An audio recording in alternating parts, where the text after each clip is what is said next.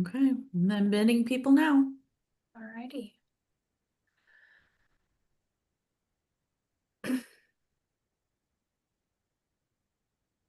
Hello, everyone, and welcome to this week's Writer's Lunch. This week we have AP Hawkins, who is going to be talking about dragons as they appear in fiction and how you can include them in your writing as well. Before we get started with that, though, next week's topic is Sean Morrissey Carroll will be with us talking about archetypal color, which is the idea that colors have certain associations, like red is for passionate and green is for disgust, perhaps. But he's going to go into all of those and talk about how you can utilize that in your writing to weave more intricate themes through your works. So, with that, I'm going to give it over to Anna. Cool. Thanks, Daphne. Thanks everyone for being here. It's great to see everybody. Like Daphne said, we're going to be talking about dragons today. Um, so first, a little bit about me. For those of you who don't know me, I'm a sci-fi and fantasy author. I'm an editor with Tomeworks. I am totally normal, not really about dragons. I really like dragons. I think they're a really cool mythological creature. So I had a lot of fun putting this presentation together. I also like to paint minis. That's one of my many hobbies. So you can see some of the minis that I've painted on this slide. All the big ones are dragons, which, they're kind of weird looking dragons, but they're from a Kickstarter that I backed that has a lot of like floral dragon, like dragons that are based on various like plants and flowers. So they're kind of all themed after that. But before we really get into this, I will have to say, I did have to keep this very surface level because there are so many things that we could talk about when it comes to dragons. We could be here for probably an entire semester of a college course. So, this is going to be like your very basic overview about dragons in mythology and also dragons in fiction. And which, mythology fiction, kind of same thing, right? But so we'll be doing kind of a very surface level overview of a lot of different things related to dragons. So, if you want to learn more about dragons, you can get in touch with me on our Discord server and we can talk about dragons. I can share my sources with you. So if you want to know more after we leave here today, just get in touch with me. We can talk. But also, if you have any questions during the presentation or comments, feel free to type them in the chat. Daphne and I will keep an eye on the chat. And or you can raise your hand, unmute, and speak your question aloud if you need to. So all right, let's get into it. So we're gonna start by talking about dragon myths because the idea of a dragon first arose in ancient mythology. So where did this myth or this like set of myths actually come from? Um, so the origins of dragons as a concept are thought to be extremely old. Nearly every culture in the world has myths about dragons, even if they're not really like, if you picture like a European dragon, that is going to be very different, a very different type of dragon than dragons from other cultures. But they do have some like similar characteristics that kind of bind them together, even across cultures.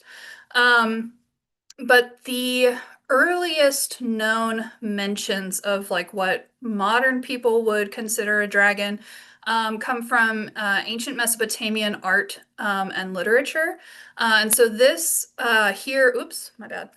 This here that I have on the screen, this image, is a depiction of a dragon from ancient Mesopotamian mythology. Um, And a lot of these like early stories that we know of about dragons involve the idea of like storm gods slaying giant serpents.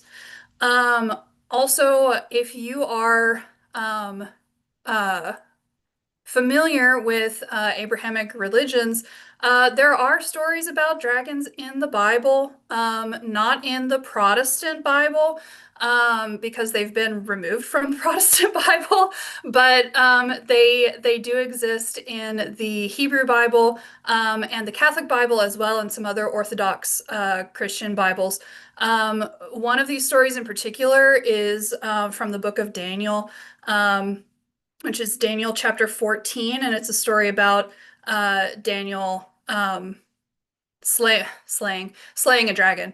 Um, so these stories exist in pretty much every mythology that we know of, and really, really ancient stories as well. The actual origin of these stories is disputed. We don't really know where they came from, or where they started, right?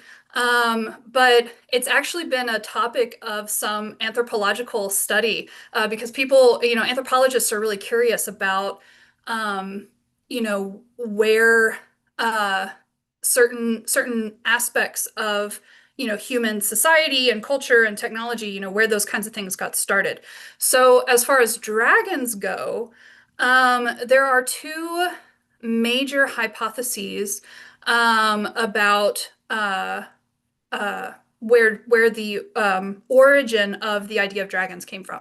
So this first one comes from the book An Instinct for Dragons, which was written by anthropologist David E. Jones and published in 2000. He claims that dragons are born from an innate fear that we humans share with our ancient ancestors. And in fact, so we share them with ancestors that are so ancient that we also share them with our close cousins, apes. So we have instinctual fears of snakes, large cats, and birds of prey specifically, among other things. But like specifically these three classes of animals, his evidence for like, this is an instinctual fear is that human children, even from areas that don't have these animals, will often exhibit fear when presented with these animals or images of these animals. So he argues that this is an innate fear that we're kind of all born with. Um, and he further argues that the earliest dragons all resemble snakes or have a lot of snake-like attributes. And they're also said to reside in places that would have been dangerous for human ancestors, like dark caves, thick forests, high mountaintops, places that, our ancestors, our ancient ancestors, would have had to avoid, or at the very least, be very careful when traversing one of these places because, you could die. So he argues that this is where the story of dragons came from, is from this innate fear our ancient ancestors were trying to tell stories to, like maybe explain this fear or try to help them overcome this fear, and that evolved into what we know of as dragons today. The other major hypothesis for where dragons came from comes from the article The First Fossil Hunters, which was published by a historian and folklorist named Adrienne Mayer, also in 2000. And when I was reading about this, there were a lot of scientific, this was a scientific journal article, and scientific journal articles and books that were published about the anthropological origins of dragons in 2000. So I don't know why, but it must have been some discourse in the anthropological community at the time where they were all, arguing about, where dragons came from. But in The First Fossil Hunters, Adrienne Mayer claims that dragons were inspired by ancient fossil discoveries. Because there are a lot of ancient depictions of dragons that appear to be influenced by extinct species, whether that be dinosaurs, where they have traits of dinosaurs, or of extinct mammalian species. There's one specific one that she pointed to in this article, which is an extinct giraffe species from Greece, and a lot of ancient Greek depictions of dragons appear sort of like this ancient, they look sort of like this ancient giraffe species, or like, based on its skeletal structure. Um, and she also argues that many dragon images are based on exaggerations of living reptiles, which also ties into this idea that when ancient people would find fossils, or they would find bones of living reptiles, or they would hear something about this reptile that lives in a faraway place. They would exaggerate those traits, and then we eventually get dragons out of that. She also argues that some evidence for her claim is that in China, there are fossils used in traditional medicine that are identified as dragon bones. And in China, there's a very long historical record of using these, fossils, dragon bones, using them in traditional medicine. So she said that's some evidence for her claim as well. I personally think this theory is more appealing to me, or this hypothesis is more appealing to me. One, because I like dinosaurs too. I'm also totally normal about dinosaurs, just like I'm totally normal about dragons. But I also feel that this hypothesis is more, it's less doom and gloom than the first one. The first one is, oh yeah, we're fearful, and everything is scary, and blah blah blah. This one is more, we were curious about the things we were finding. And so we wanted to tell stories because of our curiosity, not because of our fear. And so I find that a lot more hopeful. But it's I love in the chat, Shan, there's no evidence that pterodactyls didn't breathe fire. That's true. I find this one is a lot more of a hopeful hypothesis, which I'm drawn to. In reality, it's probably a combination of these two hypotheses, and possibly other reasons why these dragon myths arose in very ancient history. But here are some mythological dragons that I have found to show here for you. And we've got some from all over the world here. We have Arwe, which is a dragon from Ethiopian mythology who was known to demand tribute and was eventually killed when he ate a poisoned goat that the people had craftily poisoned in order to get rid of this dragon who was oppressing them. We have the red dragon from Celtic and Welsh mythology. This is a very ancient story about a red dragon and a white dragon fighting, and the red dragon ultimately defeats the white one. I don't know, if anyone's familiar with this story, but it's an allegory for the defeat of Britain by the Welsh long time ago, and it's now the Welsh flag. Awanyu is a dragon from Tewa and Pueblo mythology, so from North American indigenous people mythology. Um, and this dragon, I think I'm going to talk more about him later. But he was associated with he, or whatever pronouns dragons use. Awanyu was associated with water and storms and like rebirth and renewal. As is the rainbow serpent from Aboriginal Australian mythology. And the rainbow serpent is common among many groups of Aboriginal Australians. What I was reading was that pretty much every Aboriginal Australian group has stories about the rainbow serpent. They all call it something different, but it's all kind of traced back to the same mythological origin. Um, we have the Panlong, which is one of the many Chinese dragons from Chinese mythology. And this is just the coiled dragon is Panlong. We'll talk more about the longs later on. And then we have Leviathan, which is actually one of the dragons from the Bible, not the Protestant Bible, because again, it was removed from the Protestant Bible.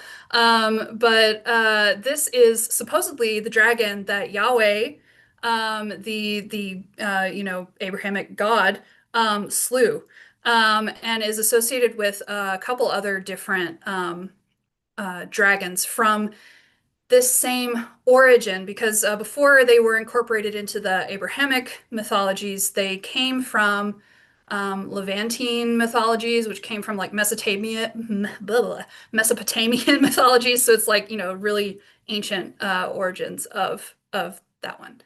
But there are so many mythological dragons. Wikipedia has a whole page, and it's like over 100 mythological dragons from all over the world. So, if you want to learn more about dragons from all over the world, you can definitely go find that page on Wikipedia and read about them because I had to really uh, pick which ones I wanted to include because there were so many I could have talked about, but this is just a sampling. Alrighty. So, let's talk a little bit about the meaning of dragons, what they represent in mythology. Mm. And, what they, represent sometimes still in fiction. Not so much in a lot of modern fiction, but in mythology. What have dragons traditionally represented? Um, In a lot of ancient myths, dragons were less literal and more of a metaphor for something else.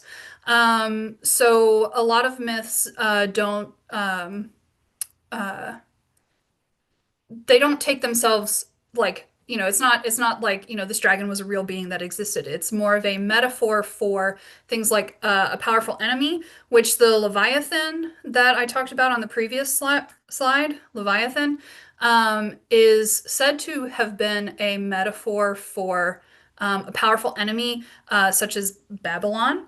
Um, and they could also be metaphors for a ruler. In Welsh mythology, a lot of the Welsh dragons, stories about dragons, those were metaphors for various kings and other rulers.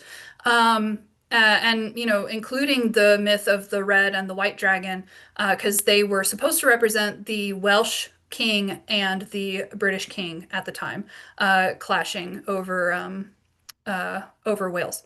Um, they can also represent a difficult goal, something that you have to struggle to achieve, particularly in cultures where dragons might have some sort of representation of ancient knowledge. Achieving that knowledge is a difficult goal, and so dragons might be associated with that as well. A more modern interpretation that I really loved is dragons representing generational rage. And this is from the book When Women Were Dragons by Kelly Barnhill. This is a fantastic book if you haven't read it. The dragons in this book are both metaphor and literal, but they are this metaphor for like, this generational hurt that has turned into generational anger, and that manifests itself in this physical transformation. So if you haven't read When Women Are Dragons, I can't recommend it enough. It's fantastic. Um, I think I've recommended it on here before. Um, let's see, before I move on, I'm gonna look at the chat. Daphne said in the chat, seeing some really interesting parallels between dragon metaphors and those for vampires. Yeah, it's interesting. I'm kind of curious about like, a lot of these um mythological entities. Um, if they do have like traditionally a lot of similarities in like what they represent in a story or how they are portrayed, whether it's like a vampire or a dragon or some other ancient mythological creature. So, I think they're often stand-ins for and exaggerated versions of the the kinds of adversaries that we face, right? So talking about like with monsters, like zombies are often things like collectivism, things like that. And so an all-powerful being like a dragon, I think hits the same notes as a vampire in terms of like they hoard wealth and Hmm. um they're impossible to overcome and they can stand in for a lot of different things. They're like rulers and all of that, as well as the Hmm. classism and the generational issues as well. Hmm. Yeah. Dragons as metaphor. I'm sure we'll get into it later as well, but the metamorphosis, when Hmm. people turn into dragons or dragons disguise themselves as humans or other animals, like, Hmm. yeah, absolutely. Mythical, all powerful thing, identifying as everyday. Hmm. Yeah. Yeah. Sean, I have to say your camera, the way you're backlit, it makes you look like the guy who's been redacted from the newsreel. You Oh definitely look man. like you're giving a interview about like a capo or something. Yeah, a With a Yeah, witness I name. statement. I was trying to get away. Clover was eating lunch over there, so I am Yeah. just over in the wrong spot as far as Yeah. good camera work goes, for sure. Yeah, that's okay. I just thought it was funny. But yeah, no, the drag the like the transformation of dragons.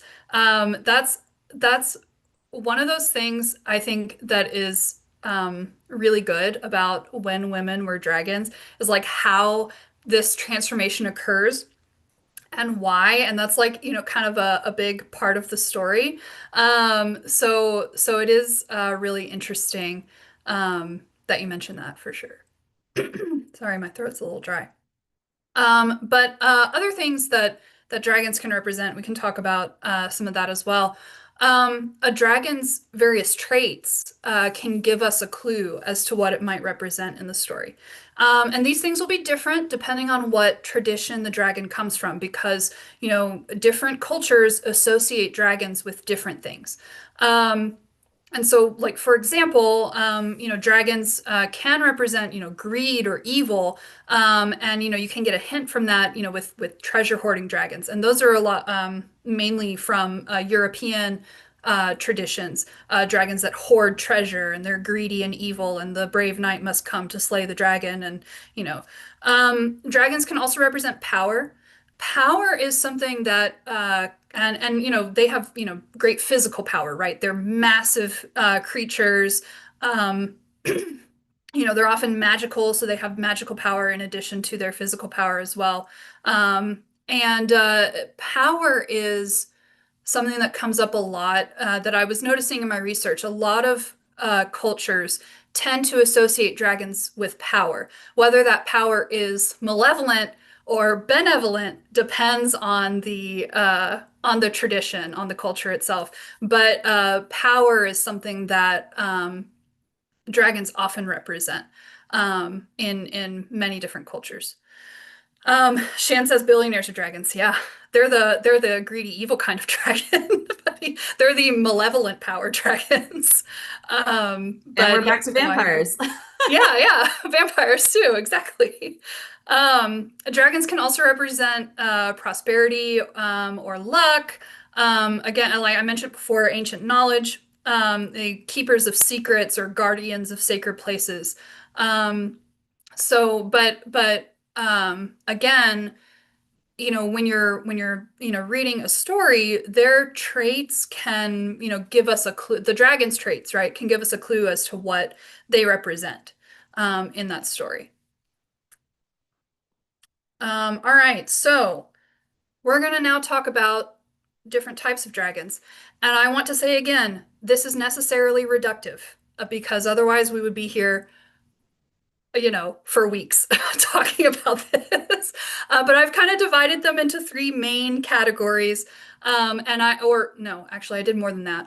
I've kind of separated them by the region of the world that they come from, and I've hit almost every major region of the world. But obviously, even in particular regions, dragons have appeared differently throughout history. And talking about a region that whatever representation I use is not necessarily what that entire region or all the cultural groups in that region see dragons as or have seen dragons as historically, but I have picked examples from each one. So we'll talk about each one. So we're going to start with European dragons. I think that this depiction of dragons is one of the most common that you will see in books today, and in movies as well, although we're going to talk a little bit about modern depictions of dragons later. But I think, European dragon is one of the most common that you're going to see when you're reading books or watching TV. The depiction that we think about now, the modern depiction of a European dragon, 4 legs, 2 wings, breathes fire, hoards treasure. That's pretty much your modern traits. Again, throughout Europe, throughout all the cultures in Europe, there have been many different types of depictions of dragons. They have looked very different in different places throughout the course of history, but this is kind of your modern, what we've kind of settled on as the modern European dragon. And like we talked about before, they are traditionally associated with power, greed, evil. They represent monarchs sometimes. Um, they are often slain in old stories, where the brave knights will go and kill the dragon. Um, but yeah, that's kind of your basic European dragon, right? Um, East Asian dragons.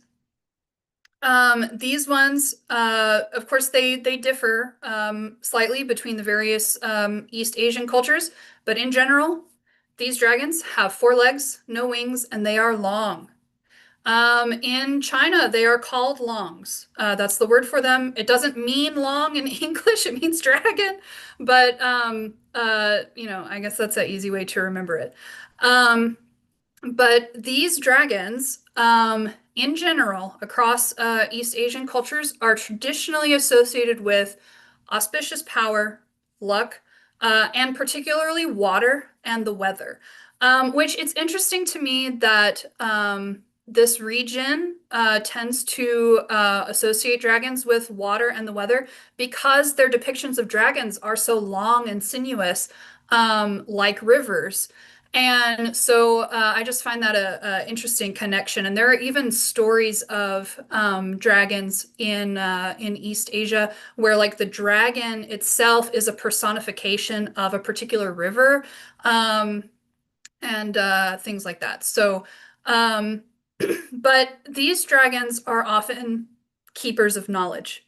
And they are often, to humanity, they are often givers of knowledge, whether willingly or unwillingly. There are a few stories out of Japan where uh, humans will seek to steal knowledge from dragons, knowledge or power, right, from dragons. So, but yeah, so that's kind of our archetypal East Asian dragon, right? South Asian dragons. These dragons um, have various appearances. The mythological appearance or the traditional appearance of a South Asian dragon is not as like coalesced as like maybe your European dragon has coalesced into like that one image, and your East Asian dragons have coalesced into the one image. These haven't really coalesced in the same way, um, but often these dragons are more snake-like, and they may have many heads. In fact, in some cultural traditions in South Asia, the number of heads is representative of some numerological trait.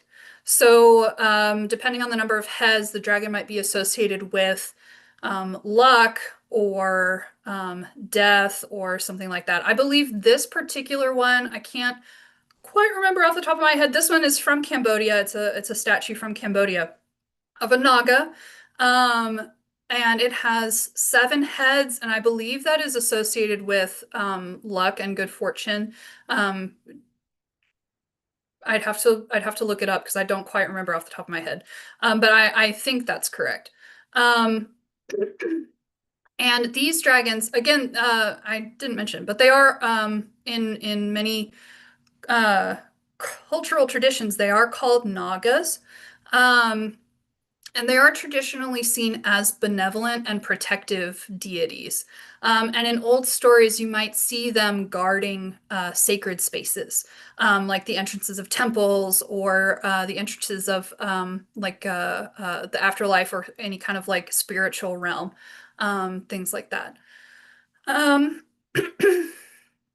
let's see. Renee asks if this is the origin of hydras. I don't I don't think so because I think hydras, and I am going to mention hydras at the end, but I think they come from like a European or a Mediterranean tradition. So there may have been some cross-cultural exchange of stories, um, but I don't necessarily think that hydras evolved from this. They yeah, there may have been some like mingling of the stories that ended up in being a hydra. But hydras do come from a more European mythology.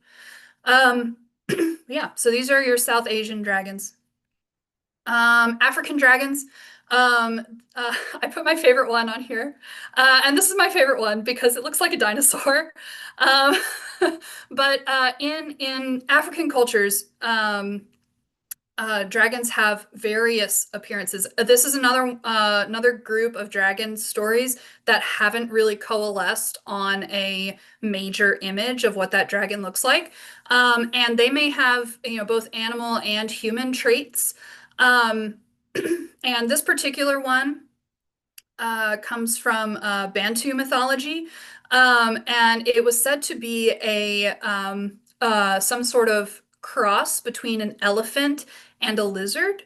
And a lot of the depictions of and it's even like sort of a cryptid because which like maybe all dragons are cryptids in their own way, but uh, uh, colonists who came to Africa, European colonists who came to Africa, and who would encounter the Bantu people would hear stories about these dragons. And one of the kind of hypotheses, which I find kind of interesting, but I don't know how much I believe in it, is that these dragons, this particular dragon from Bantu mythology, arose from stories of giant sauropods. So like your Brontosaurus, your Brachiosaurus, Allosaurus, no, Brontosaurus, Brachiosaurus, arose from your stories about sauropods, which I'm not really sure how much stock to put in that because when those dinosaurs would have lived is so far like before when the human ancestors who would have been telling stories like this arose, that those human ancestors would have had no knowledge, unless they found fossils, would have had no knowledge of these creatures whatsoever. But I do find it interesting that it does kind of look like a big sauropod. Um, Shan in the chat says there's a movie about a baby one. I'm gonna have to watch it. I've never heard of that movie, but thank you. I'm gonna have to look it up after this. Um, but in a lot of uh, African mythologies, dragon creatures are traditionally associated with oppressive forces, power, water again cropping up, or protection. Um, and the one that I showed on the first slide, where I was the Arwe from Ethiopian mythology, is one of those oppressive, where the dragon is representing an oppressive force, right? It oppresses the people, and the story of Arwe is about the people figuring out how to overcome this oppressive force that none of them can defeat through force, and so they have to, use their human brains and be tricksy and poison a goat to defeat it. But in old stories, they are often slain, as in the case of Arwe, or they are worshipped. And most of the dragons who are associated with water and protection are, in fact, the ones who are worshipped, right? I mean, that makes sense.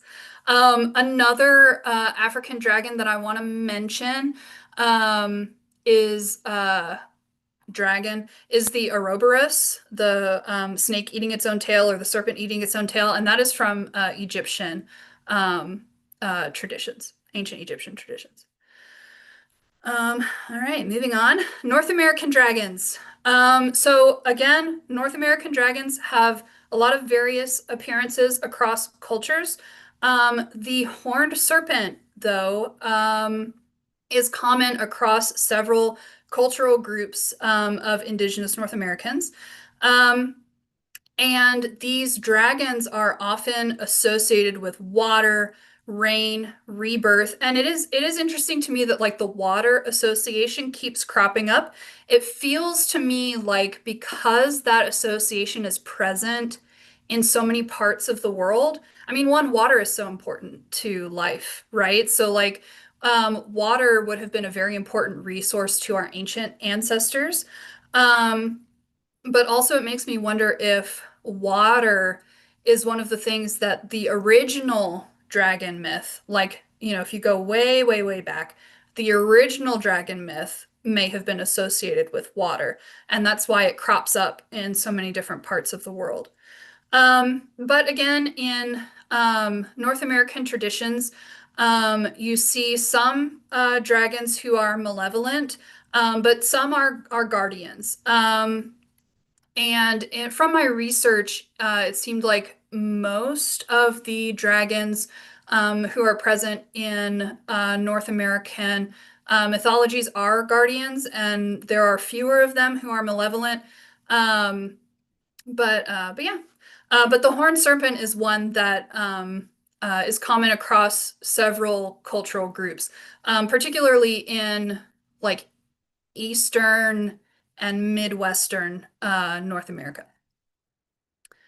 Right. South American dragons.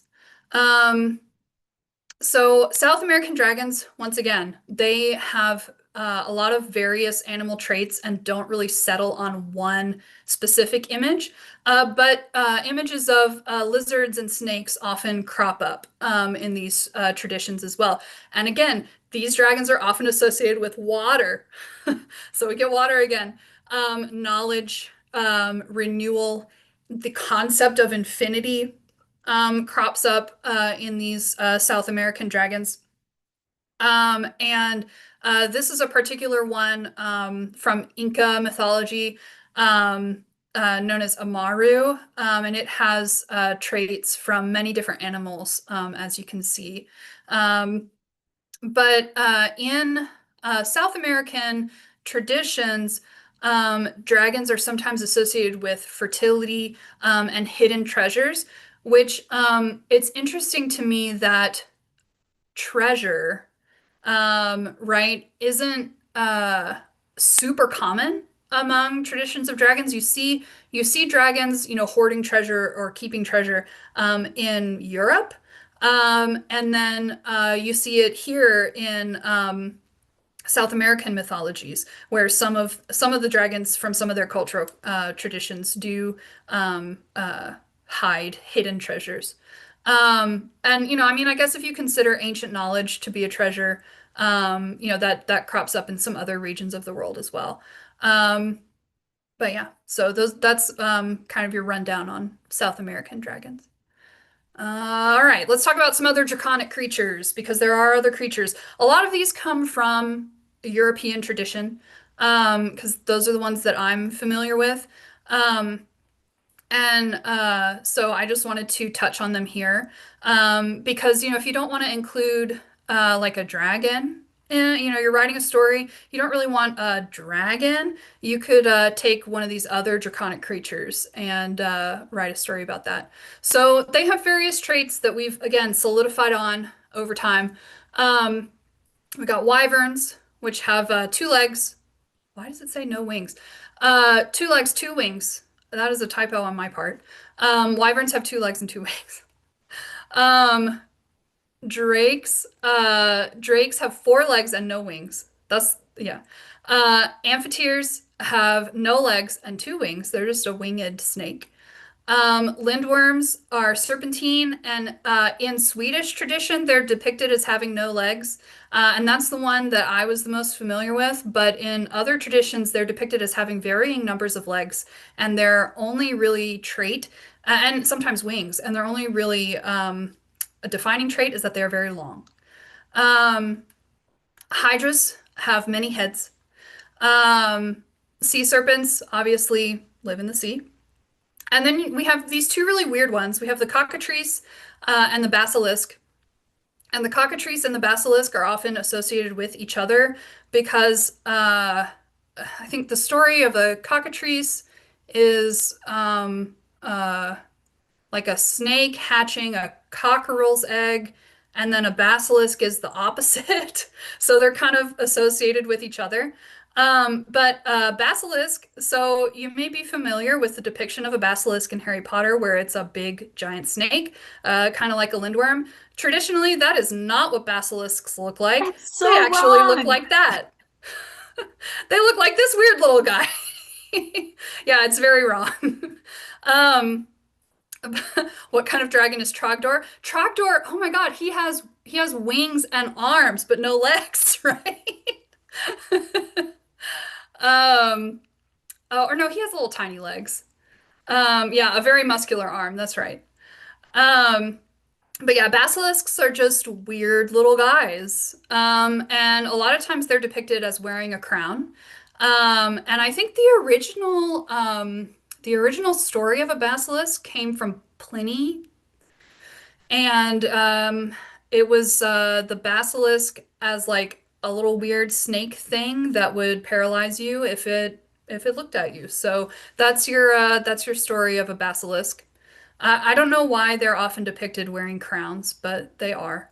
So, um, but yeah, so these are some of your other basic draconic creatures. Sorry about my typo on the wyvern bullet, because they are supposed to have um, wings. Um, but I do want to point out, oh no, that's okay, not yet. I moved that. So as you can see, across cultures and all over the world, we have a lot of different depictions of, dragons, creatures that are like dragons. But these kinds of stories where you have a very like powerful being that may be either malevolent or benevolent, but they're just some sort of like insurmountable, almost a force of nature that occasionally interacts with humans in various capacities. These kinds of stories do exist all over the world. And in pretty much every cultural tradition that we know about, or that we know the stories from, um, has some sort of story about dragons. So which is really interesting. It's one of like the oldest myths out there. So I think that makes them really cool. But let's move on to some more like kind of how dragon works. And this is kind of more moving into modernity here. We're not going to be talking about so much like mythological dragons anymore, but we're kind of going to be speculating about how like the science and the magic of how a dragon might work in a work of fiction today. So the science of dragons, um, particularly when you have a fire-breathing dragon, there are a lot of stories about dragons where they'll either have some sort of special organ that contains fire, or they'll exhale a flammable gas and make sparks to ignite it in their throat or on their tongue. Um, and as far as flying goes, um, in order for a creature this large to be able to fly, their wings would have to be absolutely massive to get enough lift to get them off the ground. Um, or they could have hollow bones. I've seen a lot of people speculating about, because birds, I should have put a skeletal anatomy of birds on here. Birds have a bone in their breast called a keel. And it's the muscle attachment for the big muscles that pump their wings. And so dragons would have to have a very deep chest to account for like their keel and those muscles that attach to the wings and help them flap. Um, And but also, if yeah, anyone's sitting here being like, no, dragons are too big to ever fly, Quetzalcoatlus was just insanely massive. Like yeah, things that big can get off the ground. yeah, yes, they can. Um, and but you do see a lot of people trying to explain how dragons could possibly fly, um, in works of fiction. Um, skeletally, just based on the evolutionary history of Earth, right? Skeletally, a creature with four legs and two wings doesn't really make sense because that's just not how tetrapods. We're called tetrapods. We and reptiles, tetrapods, that means 4 feet. So our evolutionary history for millions and millions of years, we have had four limbs. And that includes mammals and reptiles, amphibians. Um, yeah. So evolving an extra set of wings doesn't really make a lot of sense, um, which has led to a lot of modern depictions of European dragons specifically being depicted as wyverns, which pisses me off. I just want to be on my soapbox about this a little bit because these are supposedly European dragons, dragons from a European tradition, and they are being depicted as a lesser creature. Mythologically, wyverns are not as powerful as dragons. They are lesser creatures. And so here we have in films, in the name of scientific accuracy, creatures who are supposed to be dragons being portrayed as wyverns, and it pisses me off because why do we need to care about the limitations of science, the limitations of real world science in a fantastical setting? I will mention that there are some depictions from antiquity of dragons with only two legs. This is from St. George and the Dragon. And here you can clearly see the dragon has two legs. So there are some depictions of European dragons from antiquity as them having two legs. However, the image of a European dragon has solidified over thousands of years into a creature that has four legs, two wings, and not two legs, two wings. Um, so my proposal, right, is when you are riding dragons, um, maybe care less about the limitations of scientific accuracy and more about the potential of it. And one book that I think does this really well, book series actually, because there are lots of these, A Natural History of Dragons by Marie Brennan. These books are so good. I highly recommend picking these up. They're about a dragonologist, or an aspiring dragonologist who, her life's goal is to study dragons in all their various forms. And the dragons themselves, are not subject to the limitations of science as we know it here on Earth. But they are they are allowed to just exist in all of their fantastical and improbable iterations of form. But they are looked at through a scientific lens regardless. And I find that very fascinating. So I highly recommend these books if you're looking for a view of dragons from a more like scientific lens. Um, all right. I'm looking at the chat. Uh, any dragons with rotors like a helicopter? I don't think so, Shan, but you could write one. Um, all right, let's see. We got people loving on Dragonheart. I also love Dragonheart. It's such a good movie series. Alrighty. So, which by the way, here we go, Dragonheart on the screen. Um, going back to my beef with modern depictions of dragons, particularly in film, I don't think books have kind of hit that like limitation that we see as dragons being depicted in film because I don't know, the two dragons that I showed here in the books, they had four legs and wings. And then when they were adapted to film, two of their legs were taken away and they were wyverns. This particularly my gripe is with film, not with books. Anything can be explained with magic.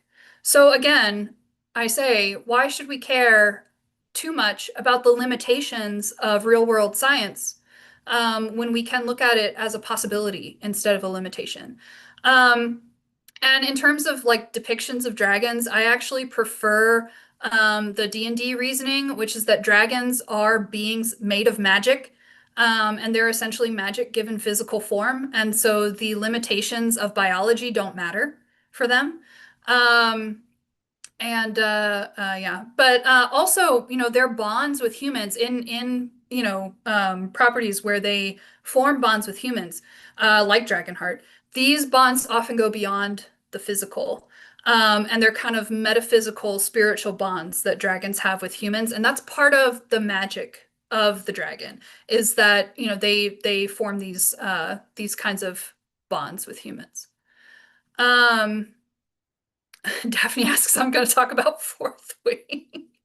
I'm not talking about Fourth Wing today, actually, but I do have one final point that I'm going to leave you guys with. I have like 5 minutes left, actually. I got through this faster than I thought I would.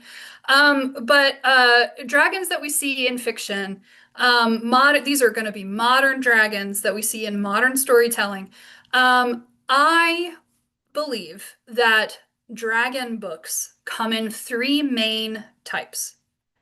And these are dragon riders, dragon fuckers, and dragon killers.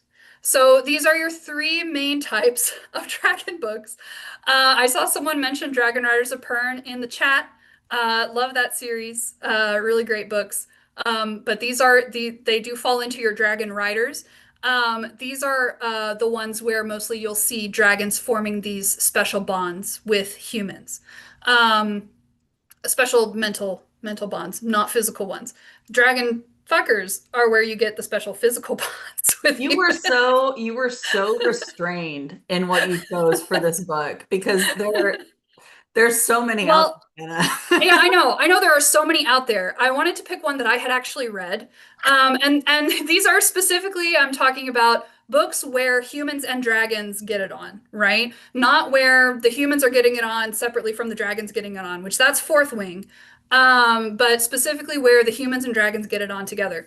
I was also specifically traumatized by this particular book when I was like 8 or 9.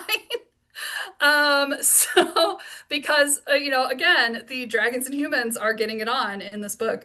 But yes, there are a lot. If you are into romance and you want to read books like this, just look up Dragon Shifter stories. That's all you need. And you will find so many. Now, it is worth noting that if you look up Dragon Shifter, you're going to find a lot of books where people in human forms are boning, and one of them can Yeah. turn into a dragon. There are the other type. You'll have to look a little harder. Yeah. And then we have dragon killers, which is where people are trying to hunt dragons for a specific reason. The Bone Ships. This is a fantastic book. Highly recommend. I need to read the sequels. I have them on my shelf. They're just on my TBR. This book is about a world where dragons have essentially been hunted to extinction. And the society has been built on the backs of dragons. Their method of, oh, my cat is interrupting the meeting. Their society, like their main method of transportation is ships built out of dragon bones. And so it's really a look at, the society where they have no means of creating new modes of transportation for themselves because there are really no dragons left. But then the story is about, what happens when suddenly we found one. So very good book. If you like dragons and you like pirates, I highly recommend reading The Bone Ships. It's a fun ride, and it's a very dense book. There's a lot going on in it. So yeah. That is all I have. We have a few minutes. If anyone has questions or comments. Oh, Shan mentions that in Robin Hobb's live ship books, the dragons are boats. That's cool. I haven't read those. I read one of the Dragon Keeper. I read one of her books recently. I can't remember which one. I know she's written so many books. But I can't remember something Dragon Keeper, I think is what it's called. But I have been wanting to go back for more of her books because I did really like it. I thought it was fascinating. But all right. Oh yeah, Daphne mentions Temeraire series is Dragon Alternate History. That also falls into our Dragon Riders That's category. the Napoleonic era with Mhm. dragons. Yeah, it's really cool. My husband and I have listened to almost the entire series on audiobook, and they're really good. The dragons are essentially an air force in the um uh, Napoleonic Wars, right? But yeah, it's really good. Have really enjoyed that series. Um, all right. Well, thanks everybody. I'm gonna stop sharing now. Okay, there we go. Thank you, And Um, Anna. yeah, thanks everyone for My coming. I was trying to think of like a sci-fi equivalent kind of thing, but it breaks up, you know. Yeah, But Space Whales was something I thought of. Space Whales. And for Right Hive, which is coming up this weekend, we did a talk about trains are awesome, and it devolved into talking about different modes of transportation, and mounts, you know. Hmm. So in a lot of ways, like the Dragon Rider is, like a horse. It's like one person, maybe two, or, like not very many at a time. So it's more like Yeah. a car. And Space Whales, we were like, no, no, no. Space Whales are the public transportation of the sci-fi fantasy world. Yeah. Everybody gets on. You go to where you're going. Yeah. Temeraire is also kind of like that. The dragons in Temeraire, no matter how big you think they are, they're bigger than that. Oh, like you can ride them like a bus. Like everybody gets Oh on. yes. Oh That's yes. great. They have full like 100-person crews on board. Like, some of the and they vary in size, right? But like some of the biggest ones have like, 100-person crews on board when they go to battle. So like Oh, yeah, they have many people. Some of them are very large. Some of them are only like a single person car size, right? Some of them are like a single person dragon. But the biggest ones are massive, huge. Every time, every time we're listening to these books and they mention how many how many people are on board these dragons at any given time, I'm just shocked every time. I'm like, I didn't think they were that big, but they're bigger than that. So, yay. No, yeah, I needed this information for the sentient transportation talk. Absolutely. yeah, yeah, there you go. Sean, All right. Well, Sean, sorry, do you sorry, want to Daphne, tell go us a ahead. little bit about your presentation next week for the people who didn't hear my spiel at the beginning? Yes. So we're going to be talking about archetypal color my next week for writer's lunch, how to integrate it into your writing, some great examples, as well as how the cultural relevance of it is a thing. So red is angry, but a red also means something different in different cultures. So I we'll go through kind of some methods of it, how to integrate it into your story and use it to express your characters in as few words as possible, because if you're just describing with a color, you do not need to go to great lengths to describe more about the character. It's baked into the to the description. Hey, Sean, would you explain why traffic lights are red, yellow, and green? I will throw that in there. Okay. And also, although that is the standard across the world, it is not 100%. Absolutely. Ah. And Thanks. sometimes they're up and down versus Yeah. sideways. Mm-hmm. Heck yeah. Okay, I need a slide about traffic lights. All right, done. All right. Well, thank you everyone for coming. I do want to say just one final thing. I hope that this presentation has kind of opened your mind to the possibilities of dragons. They don't all have to be, you know, the four legs, two wings European dragon that breathes fire, hoards treasure, and is evil. They can be many different things. They can be almost whatever you want them to be in your stories. So I hope that y'all are at least a little bit closer to being as excited about dragons as I am. After this Train Your presentation. Dragons had so many different types. They decided to go completely hog wild with all the for different sure. sizes and where they were and what, Mhm. like, you know, earth dragon versus water dragon versus air dragon versus Mhm. all these fun ones. So Yeah, for sure. Well, all right. Thanks everyone for coming. And we hope to see y'all next week. Thank you, Anna.